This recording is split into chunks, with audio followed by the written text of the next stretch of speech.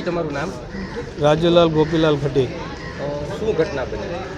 ઘટનામાં એવું છે કે બેબીમાં એક્ઝામ નહીં આપવા દીધી હતી મારી બેબીને.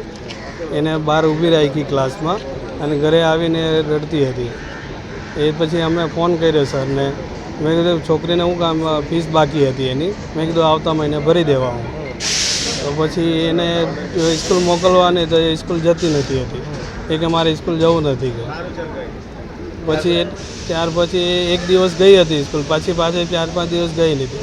તો રાતે એને 6-6:30 વાગે આવું કરી દીધું. અમે બધા જો કામ પર હતા. હવે તમારી શું માંગ છે? મારી એ જ માંગ છે કે બીજી ડિગ્રી સાથે આવું નહીં થાય, પેરેન્ટ્સ સાથે આવું, અને બીજી કોઈની બેટી એમના હાથમાંથી નહીં જાય. બસ स्कूल आदर्श पब्लिक स्कूल घोड़ादरा।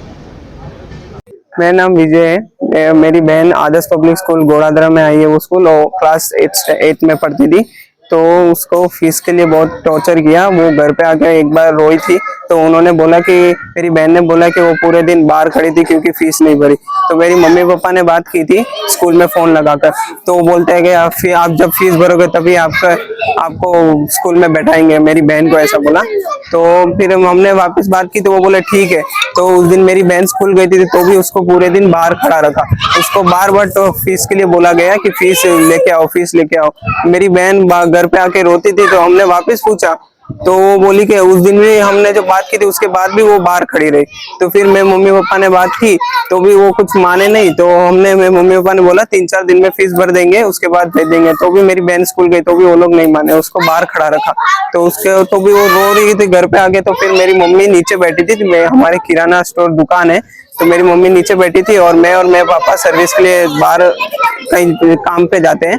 तो फिर मेरी मम्मी नीचे थी, तो मेरी बहन को कुछ काम के लिए ऊपर भेजा था, तो वो दरवाजा नहीं खोल रही थी। तो फिर मेरी मम्मी ऊपर दौड़ कर गई कि क्या हुआ। तो दरवाजा तोड़ा मेरी मम्मी ने, फिर देखा तो उसने ऐसा कदम उठा लिया। સુરતની અંદર ઘોડાદરા વિસ્તારમાં રહેતી એક દીકરીએ ગળાફાંસો ખાઈને આત્મહત્યા કરી.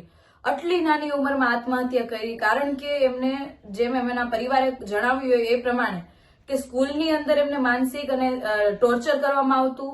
સ્કૂલમાં ફી સમયસર નહોતી ભરાઈ, જેના કારણે દીકરીને 2 દિવસ સુધી ટોયલેટની બહાર ઊભી રાખવામાં આવી. સાથે સાથે પરીક્ષામાં પણ ના આપવા દીધી. તો આવી રીતના માનસિક ત્રાસ આપવામાં આવતો હતો સ્કૂલ તરફથી, જેના કારણે અંતે કંટાળીને દીકરી આત્મહત્યાનું પગલું ભર્યું છે. ખરેખર જે શાળાની અંદર જે બાળકોના ઘડતર માટે આપણે આપણા બાળકોને મૂકતા હોઈએ, આપણા દેશના ભવિષ્યની વાત કરતા હોય, પરંતુ જ્યારે આપણું બાળક જ શાળાની અંદર સુરક્ષિત નથી, એમને માનસિક ત્રાસ આપવામાં આવે છે, તો કઈ રીતના આપણે ઘડતરનું પણ વિચાર કરી શકીએ. તો અમારી એટલી જ માંગણી છે કે આ શાળાના સંચાલકો સામે કાયદેસરની કાર્યવાહી થાય, યોગ્ય રીતે તપાસ થાય, અને જે કોઈ આ ઘટનામાં પાછળના જે જવાબદાર છે, આ ગળાફાંસો દીકરીએ ખાધો છે એના પાછળના જે કોઈ જવાબદાર છે એમના સામે કાયદેસરની કાર્યવાહી કરવામાં આવે, જેના કારણે ભવિષ્યની અંદર આવી કોઈ દીકરી કે દીકરો કોઈ આત્મહત્યા તો દૂરની વાત છે પણ માનસિક ત્રાસથી પણ ના પીડાય. જેના કારણે અત્યારે આવી યોગ્ય કાર્યવાહી કરવામાં આવશે તો ભવિષ્યમાં આવી કોઈ ઘટના નહીં બને, કોઈ પરિવારે પોતાનો દીકરો અથવા દીકરી નહીં ગુમાવવી પડે. પરંતુ જો આ કાર્યવાહી માત્ર ને માત્ર દેખાવ પૂરતી થશે તો ભવિષ્યમાં આવી ઘટનાઓ ઘટવામાં વાર નહીં લાગે. એટલે અમારી હાથ જોડીને એટલી જ વિનંતી છે કે આ શાળા સંચાલકો સામે કાયદેસરની કાર્યવાહી કરવામાં આવે. એમની સાથેના રાજકીય લોકો માનો કે જોડાયેલા હોય, ભલામણ હોય, તમામ વસ્તુ નજરઅંદાજ કરીને એમના પાછળ કાર્યવાહી કરવામાં આવે, જેથી એવી કોઈ ઘટના બીજા કોઈ પરિવારના દીકરા દીકરી સાથે ના બને. જય હિન્દ.